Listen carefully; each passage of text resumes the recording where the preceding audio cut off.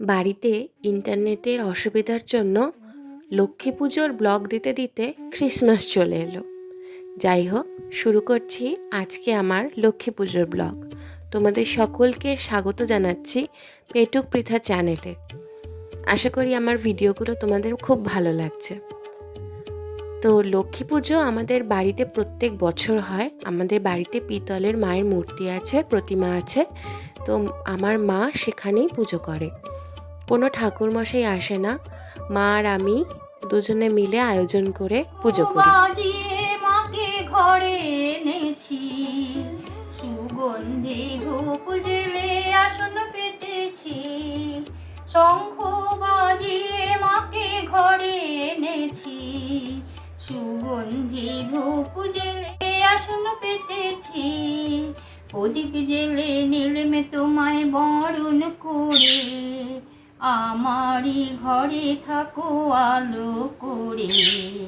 প্রদীপ জেলে নীলমে তোমায় বরণ করে, আমারই ঘরে থাকো আলো করে।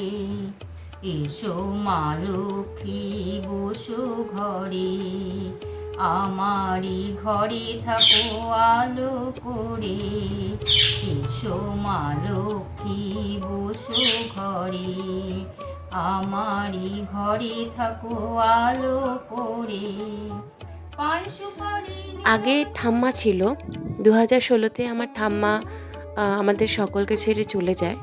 তো তারপর থেকে আমরা তিনজনের জায়গায় দুজন মিলেই করছি। সব কিছু হাতে বানিয়ে আমরা ঠাকুরের সামনে দিই। সাদা নাড়ু, গুড়ের নাড়ু, তারপরে গোঠা, খৈরোপড়া, লুচি, সুজি, অনেক কিছু দেওয়া হয়। আর আমাদের অন্নভোগ দেওয়া হয় না, মানে ঠাম্মার সময় থেকেই অন্নভোগ দেওয়া হতো না, তাই মা নতুন করে সেটা শুরু করেনি। তাই আমরা সব শুকনো প্রসাদই দিই। আমরা এখানে সবাই গুড়ের নাড়ু পাকাতে বসেছি। সাথে আমার মাসিও চলে এসেছিল। মাসি আর দাদা হঠাৎ করেই চলে এসেছিল, আর তাতে আরও ভালো হয়েছিল আর ভালো লাগছিল। তা আমরা এখানে গুড়ের নাড়ু পাকাচ্ছি। গুড়ের নাড়ুটা একদম গরম গরম পাকাতে হয়, নইলে পরে আর গোল করা যায় না। তো আমি আর মা করছিলাম।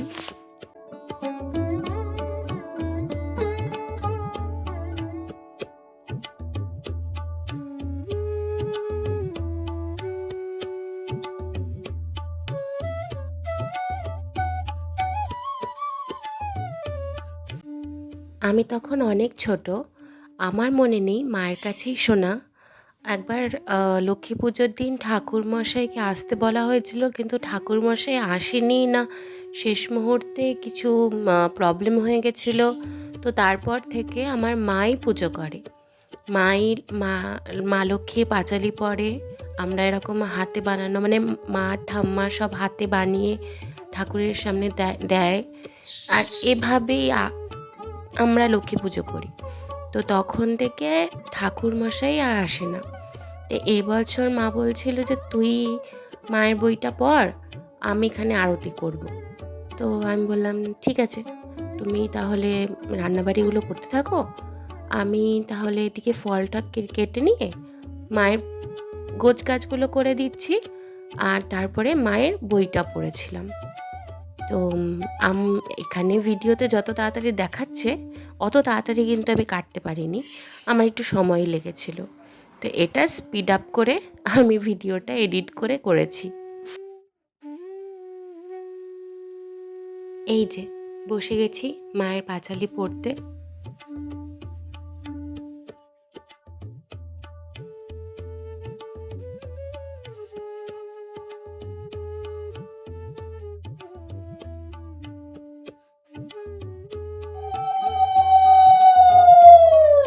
শ্রী লক্ষ্মী দেবী ব্রতকথা পাঁচালী। নারায়ণং নমস্কৃত্যং নরঞ্চব নরোত্তমং দেবীং সরস্বতীং তত জয়মুদীরয়েৎ। বন্দে বিষ্ণুপ্রিয়াং দেবীং দারিদ্র্য দুঃখ নাশিনীং, ক্ষীরোৎপুত্রীং কেশব কান্তাং বিষ্ণুর বক্ষ বিলাসিনং। আবাহন। কোথায় আছো গো মাতা লক্ষ্মী দয়াবতী, কাতরে তোমার পায়ে করি গো মিনতি। একে তো অবলা মোরা, তাতে ভক্তিহীন, বিদ্যা বুদ্ধি শক্তিহীন, সদা হতি দিন। না জানি করিতে স্তুতি, না জানি পূজন, কেমনে তোমারে মোরা করি আবাহন। কেবল ভরসা মনে ইহা শোনা আছে, যে তোমারে ডাকে তুমি যাও তার কাছে। নিজ গুণে কৃপা করি বসিয়ে আসনে, কৃপা দৃষ্টি করো মাগো যত ব্রতিজনে। এই মাত্র বর তুমি দেও গো সবাই, সতত ভগতি যেন থাকে তব পায়।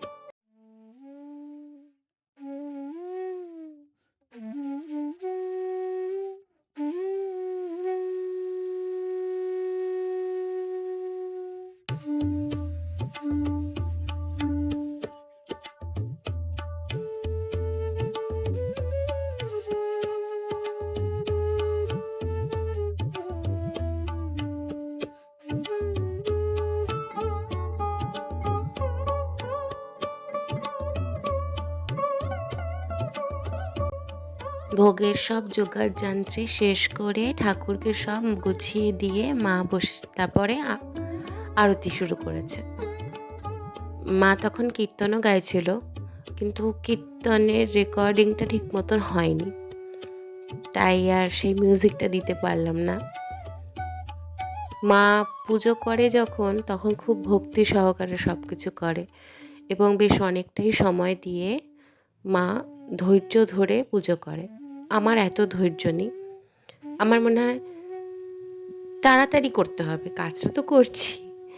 তো যাই হোক, মা বেশ নিষ্ঠা সহকারে সব ঠাকুরকে আরতির আঁচ দিয়ে পুজো সমাপন করলো।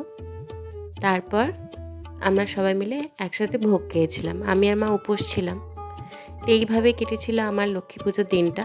তোমাদের কেমন কেটেছিল ঝটপট কমেন্ট করে জানিয়ে দাও।